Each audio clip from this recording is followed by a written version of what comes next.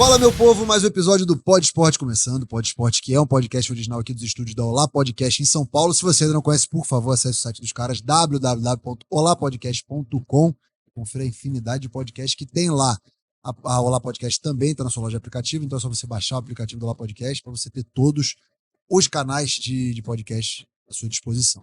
Lembrando também que o Pod Esporte tá aqui no YouTube, no Deezer e no Spotify, então se inscreve, deixa like, comenta, faz tudo que você tem que fazer para o nosso conteúdo chegar cada vez a mais pessoas. Hoje vamos conversar com vou chamar de história viva do voleibol nacional, cara que talvez muitos não conheçam, porque né, a gente fala de história de voleibol, a gente sempre está olhando aí, sempre tem gerações novas chegando e tudo. Então, para a molecada mais nova, importante a gente conhecer a história, de onde veio esse esporte, que é uma paixão nacional já há bastante tempo. Então, seja muito bem-vindo ao Pod Esporte, Domingos Lampariello, Domingos Maraca. Opa, beleza, tudo bom? Lembrou o nome? Lembrei, cara, porque eu tenho dificuldade com o nome, cara. Lampariello ainda, no meio um gringo no meio. Mas, cara, obrigado demais pela sua presença aqui, pelo seu tempo. Prazer, vamos lá. Pô, cara, e aí, cara? Poucos te conhecem. Primeiro, todo mundo te conhece como Maracanã, como Domingos Maracanã. Isso. Né? Então, eu não falei, mas é medalhista olímpico, tá bom? Então, a primeira medalha de vôlei, né, que se tem notícia do Brasil, Domingos estava presente na Olimpíada de 1984, Los Angeles. Nós tivemos uma grande final com os americanos, infelizmente perdemos por 3-0, né? Naquela época lá, era tudo novo, né? Era tudo... A gente estava começando, era a primeira final olímpica, né? De uma geração tão vitoriosa e tão referência, né? Porque a gente acabou sendo referência, virou uma história e fica marcada uma geração de prata. Apesar da gente ter vencido todas as competições, Copa do Mundo, Pan-Americano, campeão, Sul-Americano, enfim, e você fica rotulado, mas tudo bem, mas foi legal, que quem rotula sempre são os comunicadores. E o Luciano do Vale, né, cara? Que teve um papel importantíssimo na difusão do esporte, mas rotulou como uma geração de prata. Eu acho que até comercialmente isso vende bem. Né, vende bem, mas talvez o cara que, né, você, por exemplo, que participou da geração de prata, muitos tiveram a possibilidade de estar, muitos não, acho que só o Maurício estava com você em 84 e em 92. Não, o Maurício veio em 88. Ah, não, o Maurício 88, desculpa. 88 que ele pegou a transição. Isso, o Maurício estava em 88, desculpa. Exato. Ninguém da geração de prata estava na geração de ouro, né? Então, assim, fica essa galera... Não, tinha o Amauri, foi o Amauri que ficou. Mas o Amauri estava em 92? 92, é o Mauri, era o central. Ah, é? Seria ele. Eu não sabia. Então o único que escapou aí... É o prata-ouro, foi o primeiro prata-ouro, que merecidamente, um excelente jogador, excelente muito legal. E assim, mas você falou de rotular de prata, mas eu, pesquisando, é estranho, porque realmente vocês ganharam um monte de coisa antes, né? Vocês tinham resultados assim, muito expressivos, mas o que fica é a Olimpíada, os Jogos Olímpicos. E aí eu falei do Luciano do Vale, eu acho que comercialmente...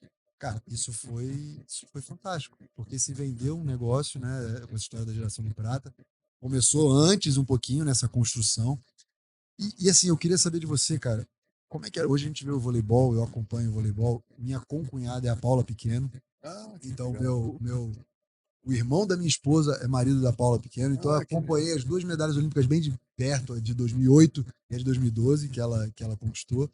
E aí você vê o vôlei com uma mega estrutura, um negócio assim que, pra gente que é do meu esporte, do handball, é um negócio que é um sonho de chegar. Como é que era nessa época? Preparação, os atletas trabalhavam e jogavam, recebiam dinheiro, não recebiam? Como é que foi esse comecinho, esse matagal que vocês desbravaram? Foi todo um planejamento, né, feito pela CBV, né, pelo nosso presidente Carlos Arthur Nussmann, juntamente com o cabeça que era o Bebeto de Freitas, que vinha do voleibol, além de ter sido um excelente levantador, ter participado de seleção brasileira, enfim, veio com uma outra metodologia, veio com uma outra mentalidade, onde ele montou uma equipe multidisciplinar, que seria muito importante. E o que ele fez? Ele reuniu 15 jogadores que tínhamos na época, né, entre os melhores, que tinham 16 até 18 jogadores, tínhamos, e era efetuado os cortes, mas na época o Bebeto foi importantíssimo, porque ele veio do vôlei americano, do vôlei, o vôlei que é pensado, que naquela época o vôlei americano era jogado com 4 homens e 2 mulheres. Tanto é que eles já pensavam no líbero. Tanto é que tinha a levantadora, que tinha que ser os 3 atacantes de rede, que eram homens, e o time... Era misto? Era misto, 4 Sério? com 2 mulheres. Muito genial, cara, sensacional. Não fazia ideia. Mas aí que não deu muito certo, porque não tinha rotação. Olha que louco que era. O central ficava na frente. Não rodava e tinha as equipes que ficavam no fundo fixas, que eram os defensores, que tinha que ter uma mulher, que era uma defesa, e mais 2 homens. Tá? E era jogado assim. Até então aí houve toda uma modificação. Houve o quê? Um trabalho feito o quê? O que nós fizemos? Ficamos no Rio de Janeiro, quase 11 meses treinando, de janeiro a novembro. Eu falo isso porque eu peguei a transição toda, porque nós jogamos um Mundial Juvenil, que era 81, nós fizemos a final em Colorado Springs, fomos vice-campeões, onde veio a geração que fez a transição da mudança dos mais antigos para os mais novos, que nós tínhamos o Moreno, que era o mais antigo, Suíço, Grangeiro, enfim, uma galera já com uma certa idade avançada. E o que foi feito? A CBV fez esse trabalho, que ela vinha fazendo já em 77, nós tínhamos feito o 3º lugar no Rio de Janeiro no Campeonato Mundial, onde apareceu o Renan, onde apareceu o Amauri, o Montanaro, o Bernard, o Badá, que era toda a geração nossa, né? Que foi essa primeira geração, que a gente não chegou à final, infelizmente, mas merecia, que era uma baita seleção. Mas aí veio 81, nós fomos vice-campeões mundiais juvenil, e na sequência nós fomos para a Copa do Mundo no Japão, que nós ganhamos medalha de bronze pela primeira vez. A primeira medalha. Primeira medalha. Do Brasil. Aí, em 82, nós fomos vice-campeões mundiais. 83, campeões pan-americano. 84, vice-campeões olímpicos. Aí, 85, vieram os mundiais, 86. Aí, 88, nós perdemos o bronze para a Argentina. Lembra? Para a Argentina. Como nós perdemos agora em Tóquio. Para a Argentina, que deu uma raiva. Você falando, vocês treinaram, por exemplo, de janeiro a novembro, né? Que você falou e tudo. Como é que era a situação dos atletas nessa época? O treinamento. Você tinha um clube que você representava. Sim. Existia competições nacionais. Não, os atletas só se juntavam na seleção. Como é que era esse esquema? Era sistema de concentração. Você ficava dentro do Rio de Janeiro, nós treinávamos no Rio de Janeiro, no Forte São João, lá que ficava na Urca, que hoje é um centro de referência, né? O SFX, SFX. Sensacional, muito bom, inclusive. Desde essa época já é assim? Lá? Já era, não. Ali era a única referência do Rio de Janeiro, né? Porque o resto, clubisticamente, a gente falando, era muito ruim. Aí, com a vinda do Pan-Americano e da Olimpíada, o Rio de Janeiro deu um up, né? Melhorou assim. Lá o SFX foi a base do COB. Então as delegações chegavam lá. Exato, faziam toda a aclimatação. Exato. E depois ia pra nós treinávamos lá, pra você ter uma ideia, nós saímos do Hotel Argentina, que ficava ali no Flamengo, íamos até a Urca, né? E começávamos o treino às 8, terminávamos ao meio-dia. Depois voltávamos, almoçávamos no hotel e retornávamos às 16 horas, íamos até às 20 horas. Ou seja, era padrão operário. Caralho. 4 e 4 horas, 8 horas, era treinamento intensivo, você treinava tudo. Treinava bola, físico, pista, treinava o que tinha, porque não tinham parâmetros, não tinham nada. Ou seja, não tinham que treinar. Quase que um ratinho de laboratório vocês eram. Vamos testar, né? Vamos pecar pelo excesso, talvez, se fosse. E nós tínhamos todo um suporte da Escola de Educação Física do Exército, que eram todos legal. Militares, que era o nosso tenente-coronel Paulo Sérgio. Foi uma pessoa sensacional, muito responsável e que nos colocou em outro patamar fisicamente. Eu acho que isso tudo pensado pelo Bebeto, pelo Jorjão, pelo Brunoro, era uma super equipe, cara. Entendi. Tanto é que essas pessoas hoje são referências. Talvez acho que a grande sacada foi essa história da equipe multidisciplinar, né? Acho que nessa época aí ninguém se falava isso. Hoje é inimaginável não existir isso. Exato. Nessa época era inimaginável existir. E o Bebeto já estava implantando estatística na época.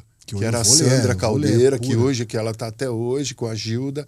Pô, a gente fazia vídeo, a gente na Rússia levando os vídeos, eu lembro, que levava aqueles vídeos grandes. Os videocassete, né, videocassete, por fazer edição lá na hora, cara. E já fazíamos edição de rede a rede, posição 1, 2, 3, 4, 5, 6. Ou seja, já era pensado lá na frente, porque ele trouxe tudo isso dos americanos. Porque em 84, nós perdemos a Olimpíada, porque nós não tínhamos nem computadores. Os caras já tinham 7 só para marcar nós, que eram 6 que marcavam os titulares e mais um computador que ficava porque entrava o reserva. É mesmo?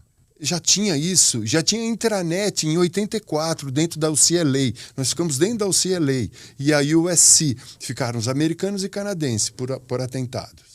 Né? Eles ficavam com medo, eles ficavam separados. E nós ficamos na UCLA.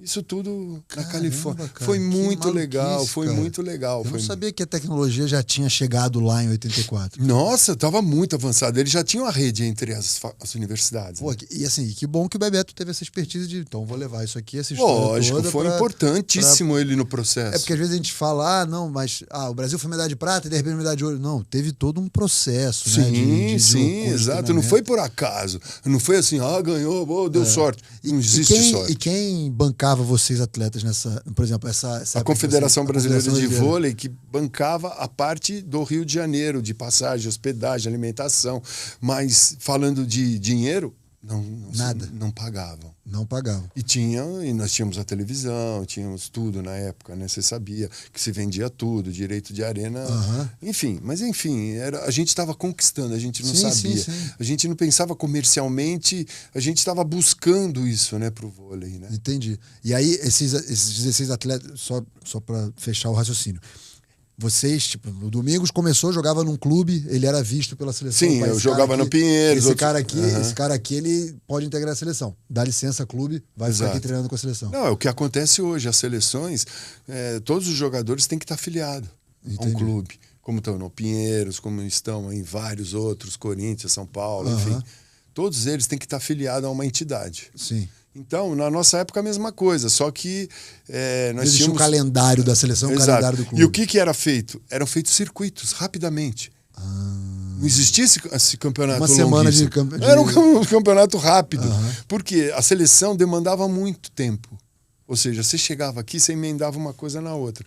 Por exemplo, aí tinha que jogar a Copa do Brasil, tinha que jogar o Campeonato Brasileiro. Ou seja, você tinha que fazer vários circuitos. Porque isso que eu ia falar, porque a seleção era para 20, talvez, 16. Exato. E esse monte de outro atleta, tipo, ficar treinando nos clubes e ia jogar essas competições curtinhas de... Exato. Hoje eu acho que o negócio, claro, evoluiu, estamos falando aí de, sei lá, 30, quase 40 anos para trás. Mas hoje, com esse esquema né, que é tem o calendário das seleções e o calendário dos clubes. Então, as atletas, elas podem estar junto com a seleção, apesar de ter um momento ali que meio que se encavala, mas, assim, elas jogam a Superliga Nacional, por exemplo, podem jogar as ligas na Europa, porque o calendário é adequado com o da seleção e com o calendário europeu. É um grande problema que, por exemplo, na minha modalidade tem. O nosso calendário do handball, só curiosidade aqui para você, ele é como o futebol. Então, é de janeiro a dezembro. Sim. E na Europa, que é para onde os atletas do Brasil vão, é de maio é no meio do ano. É no meio do ano. É no começo do inverno. No começo do inverno. E aí o que acontece? Jogadores querem ir para a Europa no Brasil. O que acontece? Eles saem no meio da temporada. Então o clube perde. Então, cara, é uma bagunça. Então, acho que o vôlei já acerta muito quando ajusta o calendário. Tem que se fazer tudo em virtude da seleção, né? O calendário da seleção você tem que acompanhar, porque agora é o momento da seleção. Ou seja, eles vieram de uma Superliga, super desgastante, que eu acho que turno e retorno é muito pesado. Nós estamos falando de Brasil, nós estamos falando do Amazonas. Dois jogos por semana. Quase. 2 jogos por semana, não dá tempo nem de treinar, não dá nem tempo de você... Desceu do avião, você já está indo... Está virando futebol. Eu acho que esse modelo aí tem que se repensar e revisto, porque além de ser muito desgastante, né, para o atleta, né? Porque o atleta de voleibol treina pra caramba. Pra cacete, cara. Como acho que as demais modalidades, hoje não existe mais você conquistar sem trabalhar. Não existe. É que o vôlei, eu acho que ele tem uma peculiaridade de ser muito... O gesto ser muito refinado, é muito detalhezinho, é muito a mão, pô, é muita coisa, sabe? Que... O vôlei, juntamente com o tênis, é um dos esportes mais difíceis de se jogar, você sabe disso. E a gente tem muito do handball, né? Do movimento, né? Tem, do ombro, do salto. Pô, eu, quando comecei a jogar, eu joguei handball. Eu jogava na escola, adorava, amava. Porque era gol, tinha gol, né, cara? Tinha a ver com futebol, eu adorava futebol. Eu não sei como é que eu fui jogar vôlei. Isso é uma das coisas que mais me incomoda, assim. Putz, o handball, né, cara, ele tem gol. O brasileiro ama gol. Pô, hoje, cara, a nível internacional, tem jogo que é 40-39. Eu vejo, acompanho, cara, eu gosto de handball. São 60 minutos de jogo. Então é mais de um gol por minuto. Então, assim, é uma coisa meio maluca. É dinâmico, é muito rápido, é muito ataque. Não tem, muito rápido. Não tem aquele negócio de fazer cera. Não tem, nem pode. Você nem consegue por causa de regra. Mas cara, você tem que ser, né, vertical. Você tem que ir pra cima. O tempo inteiro. Você tem que ser agressivo. E cada vez mais, cara. A arbitragem cada vez mais acelerando o jogo, porque tem um jogo passivo, não tem um limite de tempo de passe. Então, se a arbitragem entende, não estão enrolando. Passivo. Então, assim, o jogo tá cada vez mais rápido. Domingos, você jogou durante quantos anos a sua carreira durou? Eu joguei de 75, 76 que eu comecei a dar os primeiros passos, até 95. Então, 20 anos aí. 20 anos. 20 anos atuando. Atuando. E você teve passagem no voleibol internacional? Joguei na Itália. Tive a oportunidade de jogar na Itália, assim como meus filhos jogaram. Meu filho conseguiu ser bicampeão italiano. Eita, nós! Eu não consegui. Ele jogou no Macerata, jogou com o filho de um dos maiores rivais, que foi o Zaitsev, que teve seu falecimento recentemente agora, que foi um dos maiores levantadores da nossa geração, né? Juntamente com o William, enfim. Eu vejo que os dois eram um dos maiores levantadores que eu vi jogar, né? Infelizmente, ele se foi essa semana, o Zaitsev, né? E meu filho jogou com o filho dele e foi campeão italiano. Porque o Zaitsev, quando foi para lá, ele fez um filho e o filho tinha doppia cittadinanza. Entendi. Aí para ele ajuda, né? Exatamente. Então que legal, seu filho então bicampeão italiano. Bicampeão italiano, ele jogou pelo Macerata, onde jogou o Nauber, onde jogou vários jogadores brasileiros. Pô, que bacana. E você jogou em quais equipes lá? Eu joguei em Spoleto, joguei em Mantova e joguei um pouquinho também, bastante em Verona. Foi a cidade de Romeu e Julieta. Que cidade maravilhosa. Gostoso? Maravilhoso. A Itália é sensacional. E eu joguei como italiano, porque meu pai é italiano, né? Quando ele veio para o Brasil com 3 anos, sou Lampariello, né? Como você falou, sim, Lampariello. Falei, acertei, não é? Acertou com a doppia. E aí você quantos anos entre esses 3 clubes aí, quantos anos de Itália você teve? Eu fiquei praticamente 3 anos lá. Um em cada, praticamente. Um em cada, praticamente, Foi bem gostoso, foi bem prazeroso. E que ano foi? Só para 89, 90, 91. Nesse momento, o vôlei do Brasil, ele estava, né, indo pré-medalha de ouro, estava começando.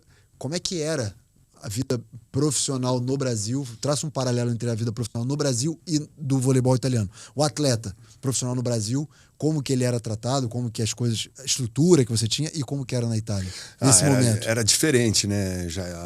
Aí que começou a Superliga, começou em 91, a Liga. Depois veio Superliga, 92, me parece. Acho que depois da medalha de ouro é que veio, porque veio o Banco do Brasil, veio tudo. Veio o que existiu antes da medalha de ouro e depois da medalha de ouro? O Banco do Brasil. Esse foi o divisor de águas. Né? Esse foi espetacular para o vôlei, porque ele deu todo um suporte, ele fez um centro de treinamento de excelência que hoje, inclusive, é um dos melhores, é referência, inclusive o pessoal do surf está lá, que está tendo em Saquarema, estão hospedados lá, virou um centro de muito bom, tem quadras, tem musculação, dá para você fazer tudo ali. Tem um centro de referência também de fisioterapia, de recuperação, fisiologia, enfim, eles têm tudo lá. Inclusive, meu filho está lá trabalhando com o José Roberto Guimarães, juntamente com o Vagão, né? Eles estão trabalhando sub-19, 21 e 23, onde hoje o Brasil perdeu, infelizmente, para o Canadá, mas foi um jogaço, Mas foi um jogaço, qualquer um dos dois merecia. O Brasil tá nos altos e baixos, é normal, mas vai chegar bem na final, pode escrever. O Brasil vai pódio, vai pro pódio. Enfim, isso é legal, a gente vê essas novas gerações. Você falou da Paula também, pô, é uma referência, um beijão pra Paula. Pô, bicampeã, pô, são poucos. MVP de uma Olimpíada, sensacional, as meninas aí voltando aí, a Thaís voltando, cara, uma bicampeã importante, dá aquele suporte, mas eu acho que é fundamental. Eu acho que hoje o voleibol cresceu tudo em função não só dos... Foram uma série de fatores, né, cara? Você sabe que não adianta. Né? São pequenas coisas que vão fazer a diferença. Exatamente. Eu acho que teve o handball vai chegar lá a sua hora. Olha, eu já fui mais crente disso, cara. Vai chegar, chegou vários. Basquete chegou, vai chegar todo mundo. Porque assim, eu vejo o vôlei ao contrário. Eu acho que, tipo, não é que eu tenho um patrocinador e agora eu vou estruturar. Não.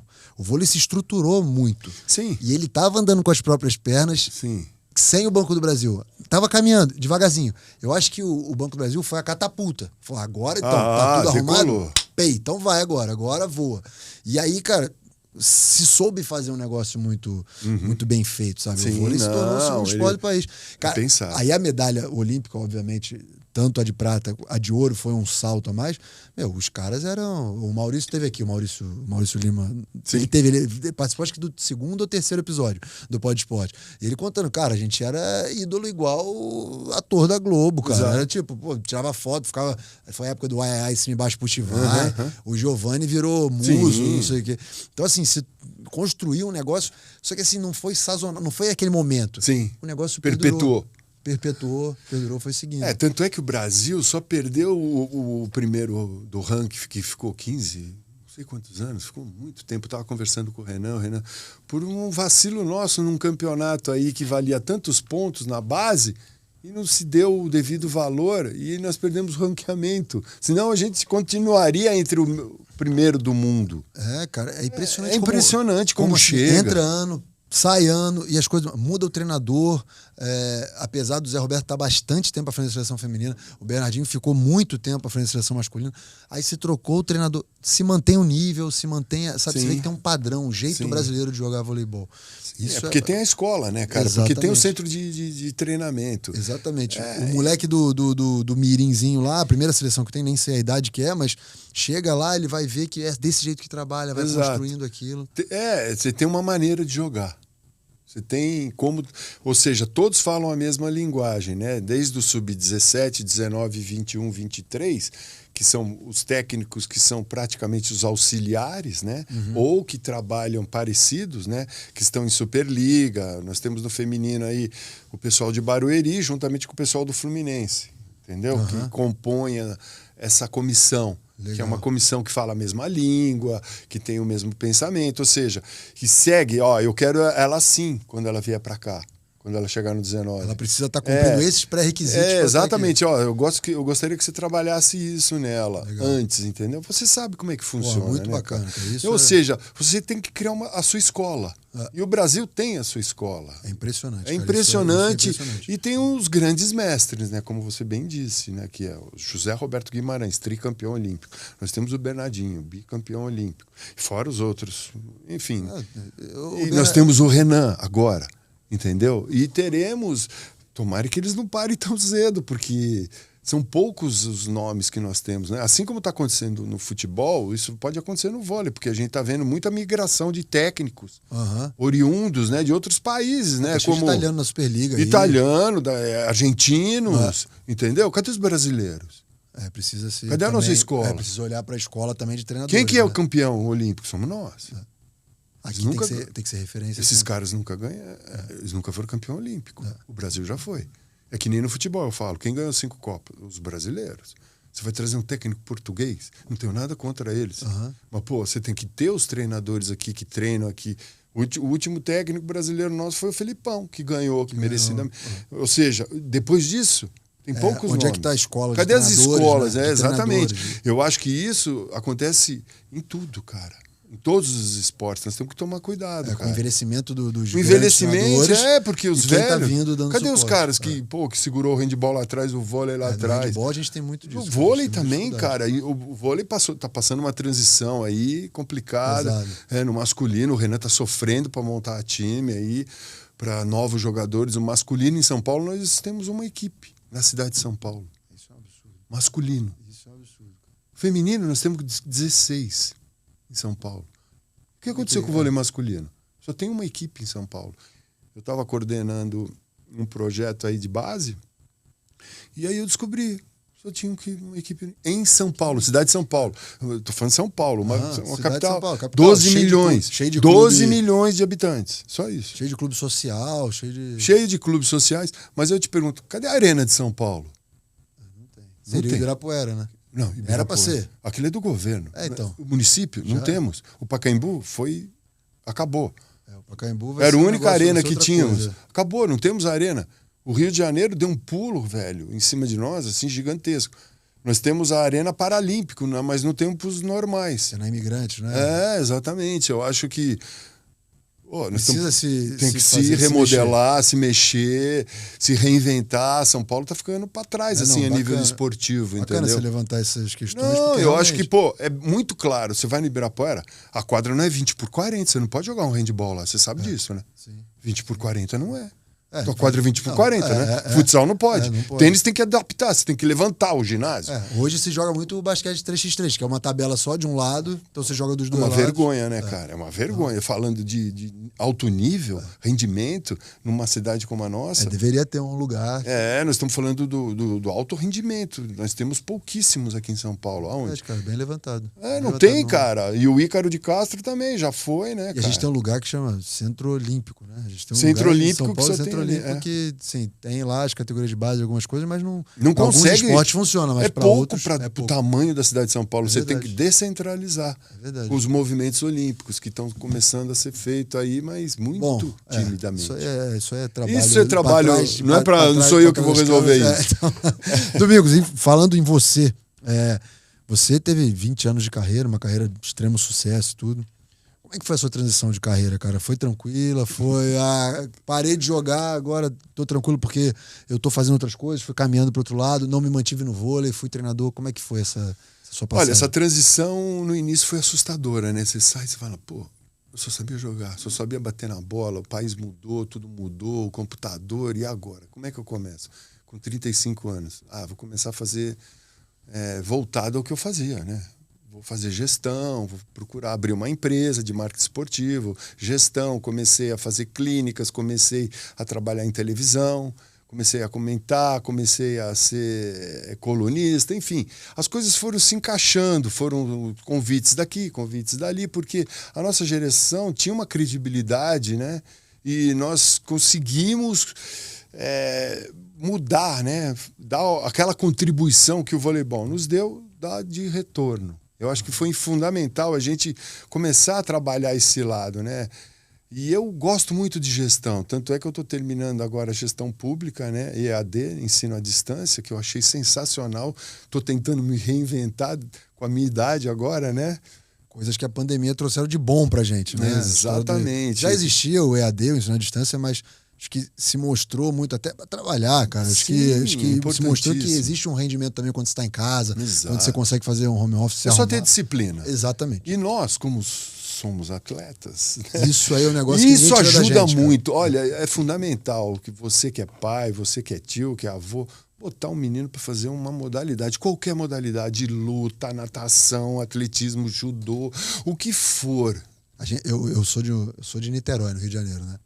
E lá eu comecei jogando no clube da cidade, chama Niterói Rugby, que tem time de rugby e de handball. Que legal. E lá a gente conversa, a gente fala muito, que ali se forja o caráter. Sim. Né? Fala até meio que um tom meio de, sabe, de... Durão. Mas é verdade. É verdade. O esporte, as pessoas, além de, obviamente, saúde, né, tudo que o esporte traz, ele traz um senso de disciplina, de hierarquia, que eu acho que hoje em dia está muito complicado. Sim. Eu acho que a questão da...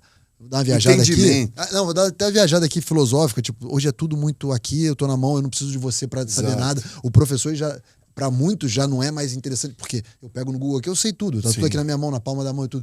Não é bem assim. E o esporte ensina muito isso, né? Exato. Hierarquia, seu treinador, você respeita seu treinador. Cumplicidade. Cara, tudo. Eu acho que pro esporte é tudo. Então, você levantou também, é muito importante. Respeito então, às regras. Desde pequeno, a pessoa entender que existem limites, o esporte impõe limites, impõe regras, que cada vez mais na nossa sociedade está difícil. Então, isso eu acho que é fundamental a prática esportiva para crianças e adolescentes.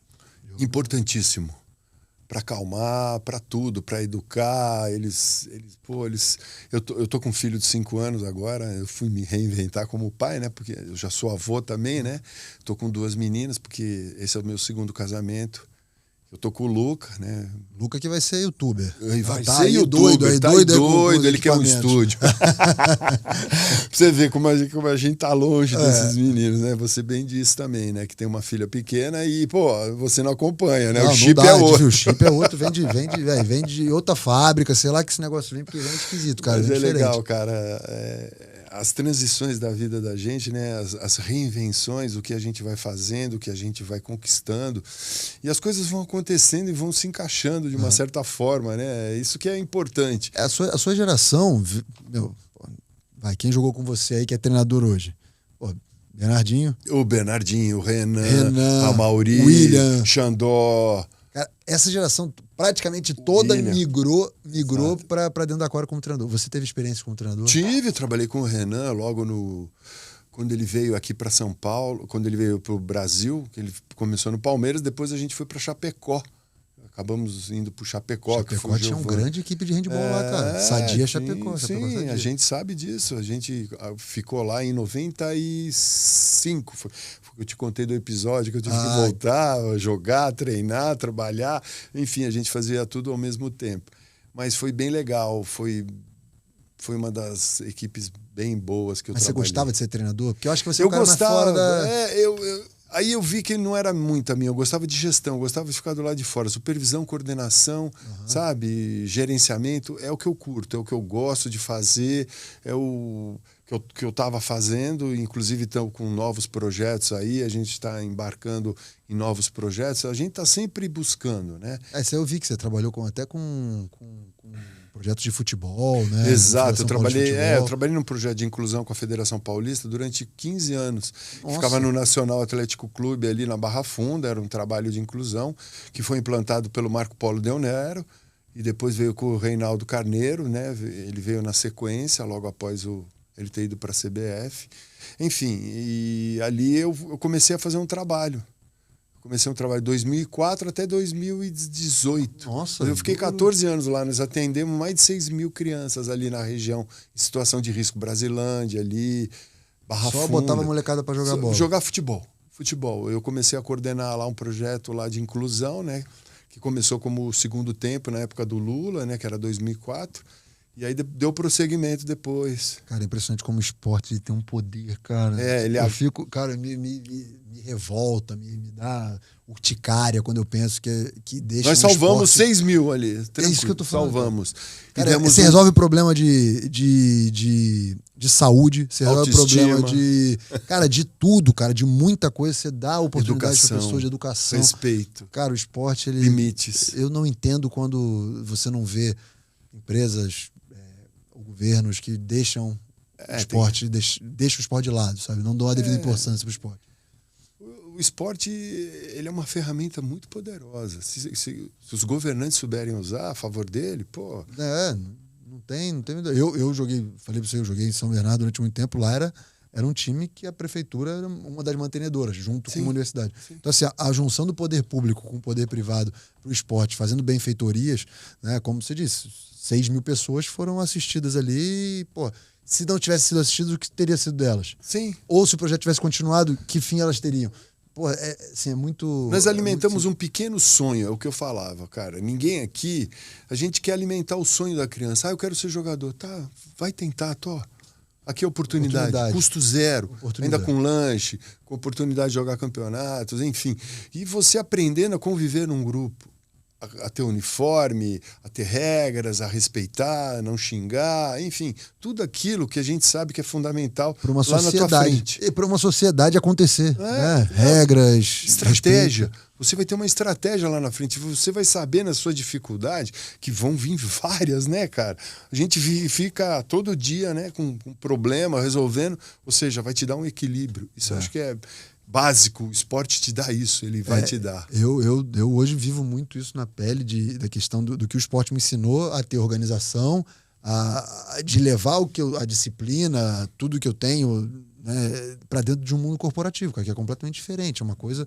Cara, que você acha que é um mundo muito distante, um lugar de terno e gravata na Faria Lima e um lugar dentro da Aquário, tudo se fala, são dois mundos completamente diferentes. Sim, tem muito que se conversa nesse mundo, né? Sim. Então, o esporte, ele, em diversas formas, ele é muito importante. Domingos, queria falar um pouquinho com você sobre um episódio que, acho que marcou a história do voleibol. Você, inclusive, de tanto ver isso, eu achava que eu tinha visto o jogo e não vi, porque você me falou que o ano que foi o ano que eu nasci, então eu não vi. Ou se vi também estava mamando, não sei. Cara, histórico jogo no Maracanã, com 90 mil pessoas, Brasil e União Soviética. Cara, como foi viver isso? Conta a história desse rolo todo, por que desse jogo, o que aconteceu, de onde veio. Esse jogo aconteceu em 1983 e ele foi marcado por Rio de Janeiro, dentro do estádio do Maracanã. Existia uma equipe... Estádio mesmo, viu? No estádio do Maracanã. Não é Maracanã, é no estádio, dentro do estádio. Na época, nós tínhamos a transição do Luciano do Vale, que ele estava saindo da TV Globo e indo para a TV Record, que depois ele foi para a TV Bandeirantes. Então ele teve antes. Para mim era da televisão da Globo foi a Record, inclusive, que parece que pegou na época, eu não lembro se foi Record ou Bandeirantes, agora eu estou meio confuso. Bom, enfim, aí tinha o pessoal da Bandeirantes, tinha o J. Ávila da época, só tinha gente boa, tinha o Maraco, tinha o pessoal, o Pelé, hoje que trabalha com o Ratinho. Nós tínhamos também o Nenê, tinha uma galera muito poderosa lá, tinha o Kiko, tinham várias pessoas que trabalharam por trás, né, que fizeram a coisa acontecer, que eram pessoas do meio, que eram, além de televisão, de eventos. Uhum. Então, o que eles bolaram? Fizeram um tablado no meio do gramado do Maracanã e falaram, nós vamos fazer o jogo aqui. Só que não contavam com a chuva. Esqueceram da chuva. Meu Deus do céu, cara. E o que aconteceu? Nós tínhamos uma série de amistosos com a União Soviética, a Rússia, né? Hoje. Que era o time a ser batido. Era o time a ser... Imagina, cara, depois que dissolveu, tem um monte de time bom vindo daquela região. Imagina quando era tudo junto, né, cara? Como é que era o time? União das Repúblicas Socialistas Soviéticas eram as 15 repúblicas, né? Inclusive, nós fomos lá jogar várias vezes e perdíamos toda vez lá. Que jogava com a Rússia, os caras eram imbatíveis. Você lembra que acho que você não lembra dessa época, nós jogávamos com vantagem. Tinha vantagem, isso eu lembro, claro que lembro. Exatamente, mas então o que demorava aconteceu? 8 horas e meia. Podia durar. 4 horas, jogos de 4 horas. Com eles não durava meia hora cada Mas enfim, eles eram top, eles eram os melhores, a gente aprendeu muito com eles, a gente ia fazer uma série de jogos. Então o que o Luciano do Vale falou? Vamos fazer um desafio aqui. E fez 4 jogos. Aí um foi em Salvador, outro foi em Recife, acho que o outro em São Paulo, e sempre o Rio de Janeiro era consultado para saber se o jogo poderia acontecer. Não, o jogo foi adiado várias vezes. Mas essa ideia ele teve, porque para promover o voleibol? Para promover o voleibol, porque o voleibol vinha ganhando cada vez mais espaço. Então ele queria fazer um evento épico. E foi, tanto é que os russos vieram pedir, depois de muitos anos, a cópia para avisar lá para os históricos dele sobre os jogos. Porque você sabe que a TV Record pegou fogo e queimou tudo. É verdade. Queimou tudo, perdeu esse arquivo, cara. Cara, que absurdo. Só o J. Coco que teve, parece que ele fez um CD para nós, deu de presente, com algumas imagens. Entendeu? Talvez tenha sido a que eu vi. Tipo, alguns recortes. Porque eu nunca vi o jogo inteiro. Não dá, porque não foi. Porque perdeu-se né, tudo, cara. Com aquele incêndio que acabou com tudo. Enfim, e aí o que aconteceu? Jogamos para mais de 90 mil pessoas. O que aconteceu no dia começou a chover muito, entramos no gramado, e agora? Escorrega, cara. Tira o tênis, vamos jogar de meia. Não dá também. Aí olhamos para fora, assim, vimos os carpetes. Cara, tem os carpetes, vamos botar os carpetes e vamos marcar a linha com o esparadrapo. E os atletas fazendo isso. E nós fazendo isso. Tanto é que durante o jogo adiou, começou a chover e não parava, chovia muito intensamente e tal, e escorregava, não dá vôlei, não dá. É muito deslocamento muito veloz, muito rápido. O que aconteceu naquele momento? Aconteceu que a gente teve a ideia, vamos fazer. E aí conseguimos realizar o jogo. Acabou o jogo. Tem uma história boa para te contar. Então, de vestiário. Manda aí. Essas são as que a gente espera. 83, nós estávamos no jogo do Maracanã. No dia seria feito o corte de 2 jogadores para o Campeonato Pan-Americano, que nós fomos campeões em 1983 na Venezuela. Os Jogos Pan-Americanos. Jogos Pan-Americanos. Foi a primeira medalha de ouro que nós ganhamos como time, né? Sim. Chegou no vestiário, Bebeto anuncia o meu corte.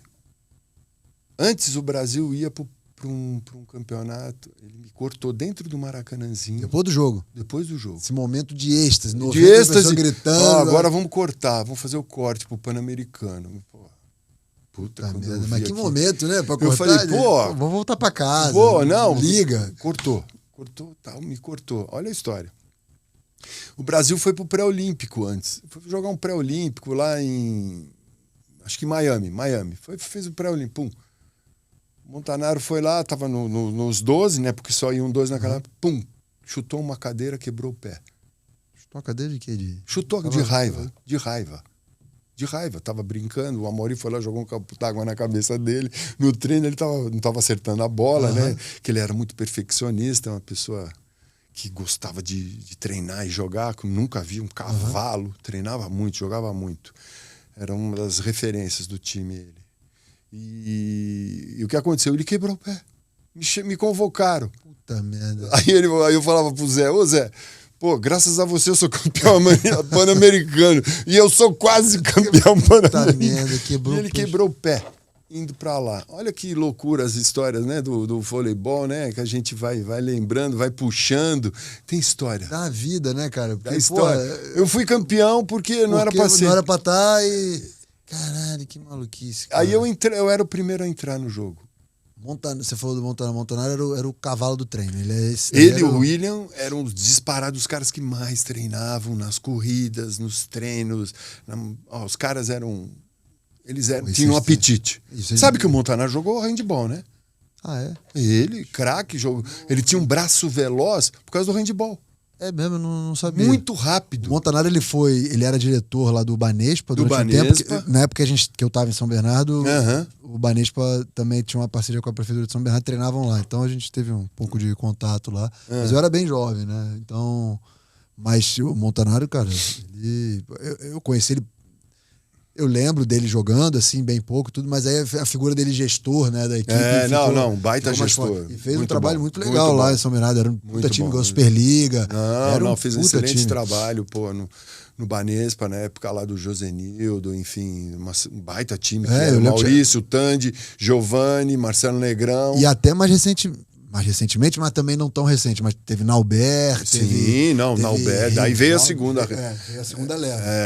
Depois foi também um baita time. Não, o Banespa sempre foi um super time. E aí, acabou. Acabou porque o banco fechou, né? Perdeu o interesse, aí só virou clube. Hoje é o clube do Banespa. Não tem nada mais a ver com o banco. Tanto é que a sede não é mais do banco, né? Tanto é que é Santander hoje, né? Hoje ele tem vida própria, né? Mas... Tinha time de handball também. O Banespa sempre foi referência, um baita time. É aquilo que a gente estava falando, né? De clubes na cidade de São Paulo, cada vez menos. Cada vez menos. Menos. Ainda mais no naipe masculino. Estamos falando de Sírio, Sírio Libanês, que teve time de handball, teve time de basquete. Muito forte, baita time de basquete. E aí eu falei do Sírio, lembrei do basquete, lembrei do bicampeonato mundial. Você que é bicampeão mundial de clubes também. Não, eu fui campeão mundial de clubes. De clubes?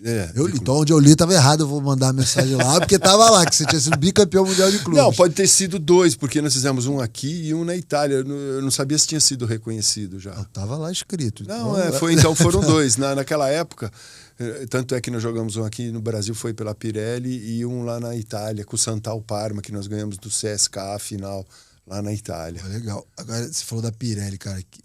Pirelli ficou muito famosa, assim, né? Nossa, a Pirelli Porque eu acho que foi um momento ali também, né, tipo, de ouro, assim, do vôlei, né? Que tinha investia em várias modalidades, no basquete, futsal, no judô, tinha futebol, futsal, tinha... Só não teve handball, porque não tinha quadra. Por causa do tamanho da quadra do handball é complicado, hein? É 40x20. Agora menos porque o futsal é 40x20 também agora, mas não era. Não era. Futebol de salão... Aliás, eu descobri isso outro dia. Sabia que existe futebol de salão ainda? Tem Copa do Mundo de futebol de salão? Com a mesma mantiveram? Regra. Mantiveram. E tem o futsal, que é o que a gente conhece. Com lateral de mão ou de pé? É de mão. Igual era antigamente, futebol de salão. Porque eu jogava futsal. Se criou o futsal. E aí... Mas ainda existe Copa do Mundo de futebol de salão. Olha só. E aí o futebol de salão, ele não era 40x20. Era menor. É menor?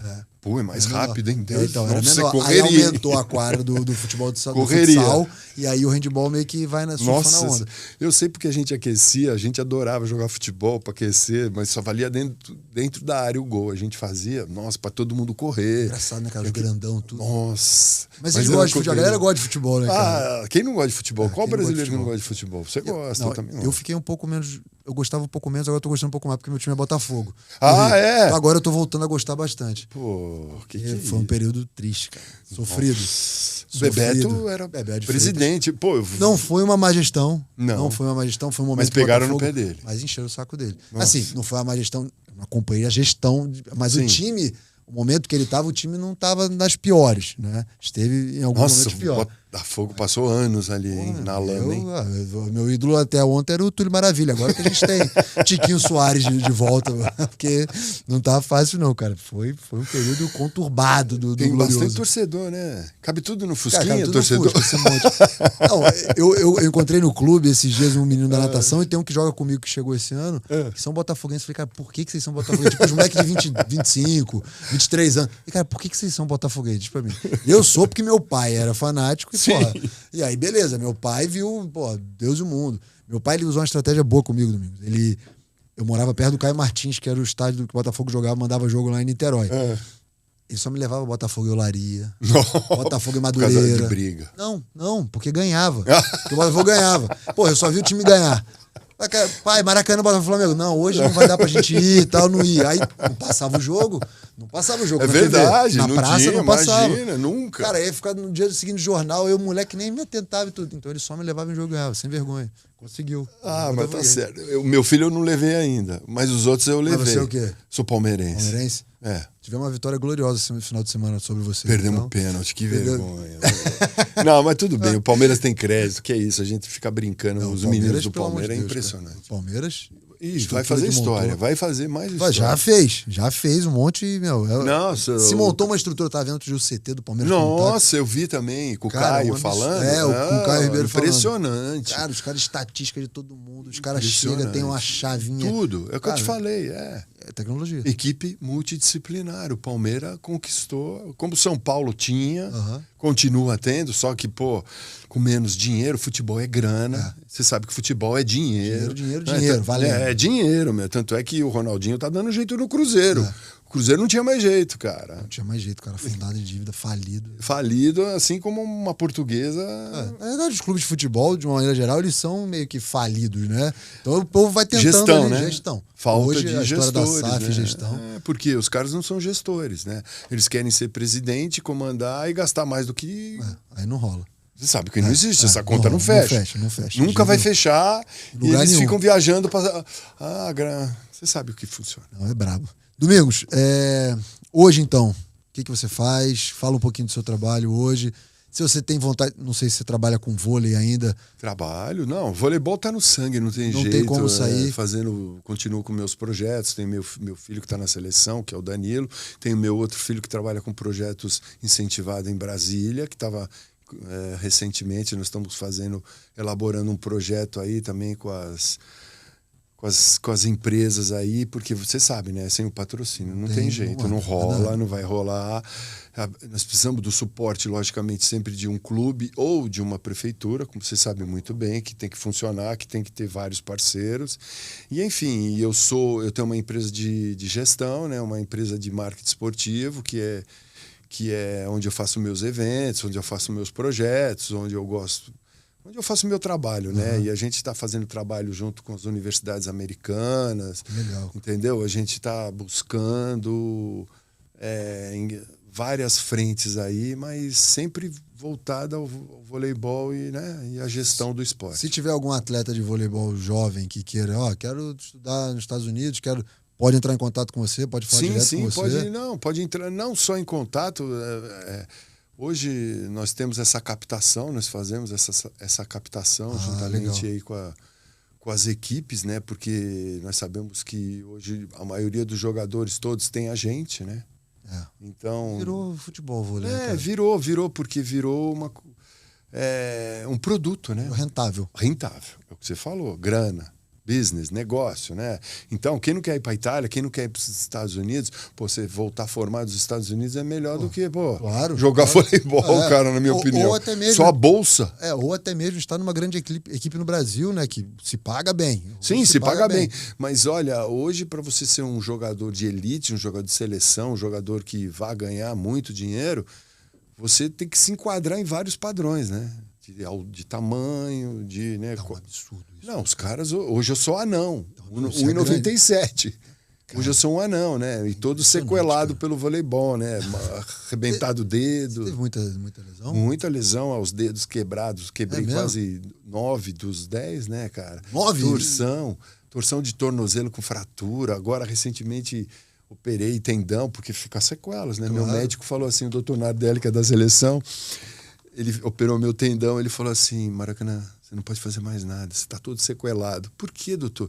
Esse esporte judiou de você demais. Mas tendão da onde? Tendão de Aquiles. Você falou que o meu tendão, arrancou meu tendão. Puta merda, cara. Aí o que aconteceu? O médico, ele olhando, ele falou assim, teu tendão era de um senhor de 80 anos.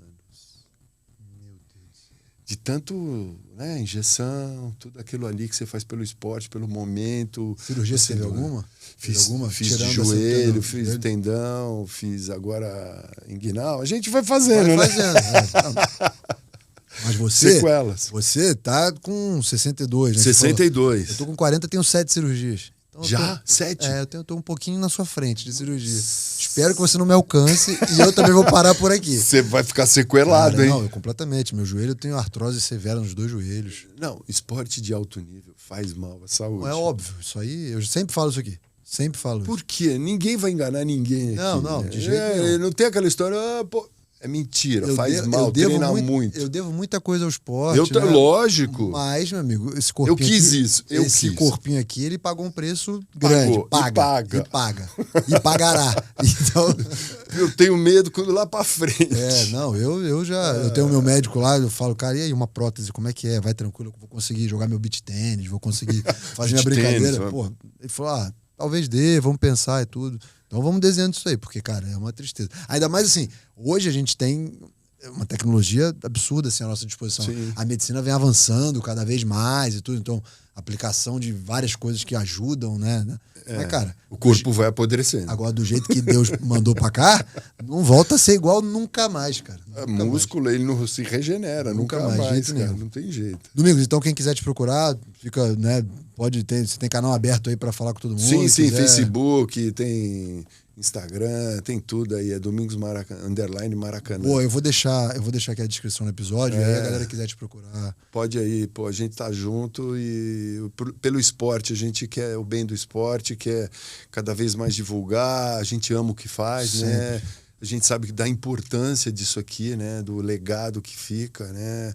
O que importa é a história que a gente deixa. Né? E eu acho legal, cara, muito, muito bacana ter você aqui. Você é a história viva do voleibol. Né? A gente vê hoje, por exemplo, passando Liga das Nações, cara, o negócio é um show, né? Não, é espetáculo, lindo. E assim, a gente entender qual foi o caminho até ali, como que aconteceu. Então, trazer personagens como você aqui pro Pod Esporte é um negócio que eu me sinto quase que na obrigação, sabe? De dar voz a essas pessoas que pegaram o mato lá, e começaram a capinar. Eu vou te falar. Essa galera pegar essa estrada limpinha. Pra você ter uma ideia, né? Você tava falando da VNL aqui no Brasil. Eu tava conversando com meu filho, que ele tá lá trabalhando com o pessoal. Ele falou que ali o valor é alto para uma semana. Nós gastamos para fazer um evento daquele. Uma semana lá em Brasília foi. Uma semana em Brasília. Foi vôlei feminino, né? $1 milhão. Faz vezes 5. Isso pro esporte. Uma semana, né? A gente uma não semana, tá falando de uma temporada. Não, nós estamos falando de uma semana. Eu acho que o borderô não paga. Não paga. Ou seja, é um espetáculo, né, a nível assim internacional, uma coisa de outro mundo, é um evento único, né, cara? Porque, pô, você tá vendo os melhores, as melhores jogadoras americanas, brasileiras, que estão no melhor voleibol do mundo, né?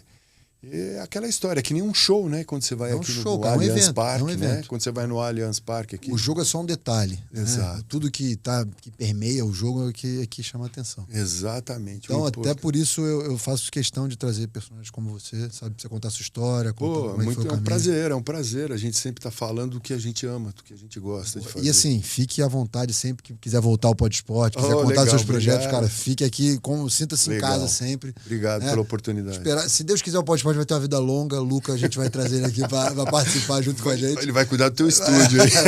Vai derrubar a Gabs e o Vitão lá para apresentar para ficar na parte técnica lá.